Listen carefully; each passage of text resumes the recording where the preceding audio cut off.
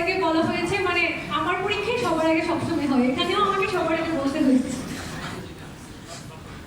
যাই হোক, বলছি আমি আসলে কিছু এক্সপেক্ট করে এখানে আসি নাই। আমি ভাবলাম যে আচ্ছা আরেকবার হচ্ছে, তাই এখানে পার্টিসিপেট করে আসি। কিন্তু এরপর একের পর এক রাউন্ড, আর প্রত্যেকটা রাউন্ডে আমার এত বেশি প্যানিক অ্যাটাক হচ্ছিল যে কি হবে না হবে। আমি এমনি অনেক বেশি প্যানিক করি সব কিছু নিয়ে। তো প্রত্যেকটা রাউন্ড পার করছি আর আমার প্যানিকের মাত্রা আরো বেড়ে যাচ্ছে। এর মধ্যে হচ্ছে মনে হচ্ছিল যে আমার বক্তব্য খুব খারাপ হয়েছে, কিছু হচ্ছে হবে না।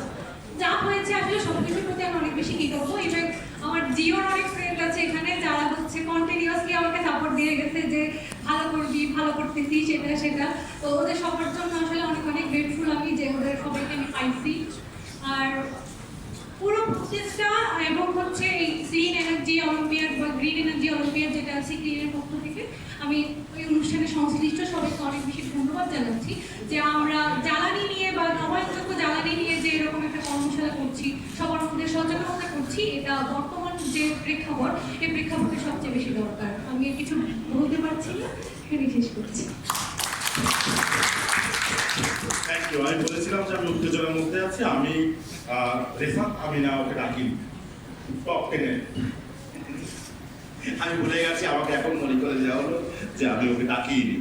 Refat Amina please please come, এবং I am sorry for that. আমি দুঃখিত যে আমি ভুলে গেছি। রেফাত প্লিজ সার্টিফিকেট আমার নিয়ে নাও।